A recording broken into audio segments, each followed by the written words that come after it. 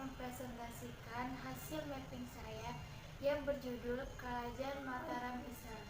Yang pertama adalah latar belakang. Kerajaan Mataram Islam merupakan salah satu kerajaan Islam terbesar yang ada di Nusantara, khususnya di Pulau Jawa, yang berdiri dari tahun 1582 dan berpusat di sebelah tenggara kota Yogyakarta, yakni Kota Gede. Kerajaan Mataram Islam juga memiliki sebuah pencapaian atau dapat dikatakan sebuah prestasi yang cukup besar dengan menyatukan kerajaan-kerajaan di Pulau Jawa. Yang kedua, ada bidang politik.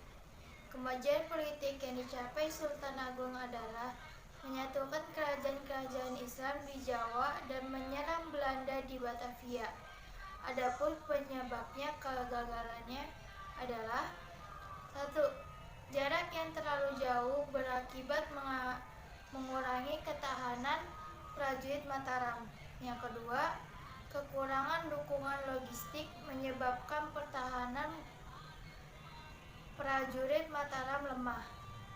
Yang ketiga, kalah dalam sistem pertahanan. Yang keempat, banyak prajurit Mataram terjangkit penyakit dan meninggal. Yang keempat, kesalahan Sultan Agung tidak menandakan kerjasama dengan Banten dalam menyerang Belanda. Yang kelima, sistem yang kurang. Yang ketiga, ada bidang ekonomi. Kemajuan dalam bidang ekonomi meliputi 1. Sebagian negara agrasi, Mataram mampu meningkatkan produksi besar dengan memanfaatkan sungai di Jawa sebagai irigasi.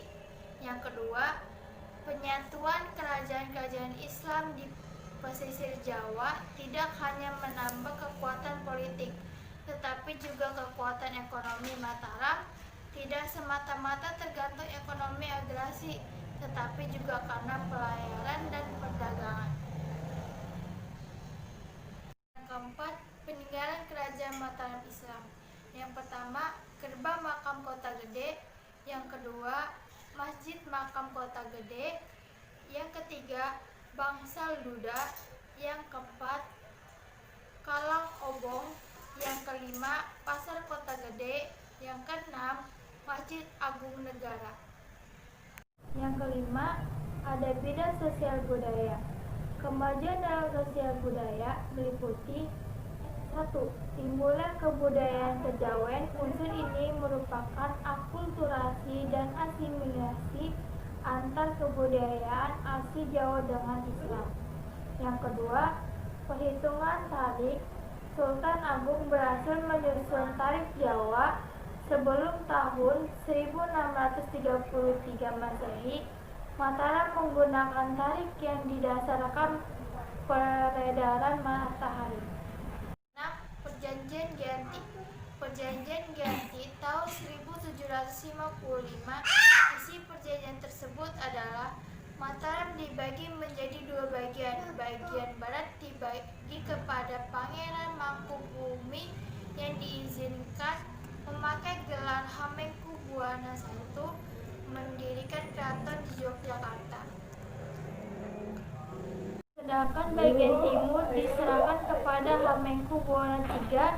Mulai saat itulah Mataram dibagi menjadi 2, yaitu Kesultanan Yogyakarta dengan Raja Sri Sultan Hamengkubuwana I dan Kesultanan Surakarta dengan Raja Sri Susuhunan Pakubuwono III. Yang ketujuh, ada raja-raja. Yang pertama, penerbangan Senopati. Yang kedua, Masangsan dengan gelar Sultan Agung Hanyangkrakusuma dan Sultan Agung Senopati Ing Alogong Abdurrahman. Yang ketiga, Amangkurat I. Yang keempat, Amangkurat II. Yang kelima, Amangkurat III.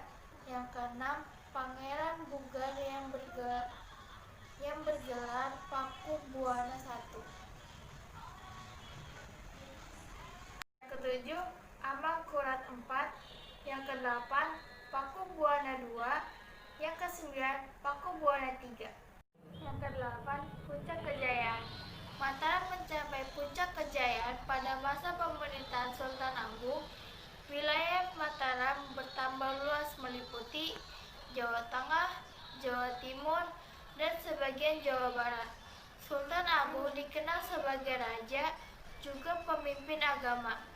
Pengaruh Mataram sampai ke Palembang, Jambi, Banjarmasin, dan ke timur sampai Goa Makassar.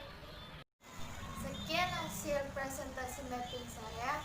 Mohon maaf jika ada salah kata. Wassalamualaikum warahmatullahi wabarakatuh.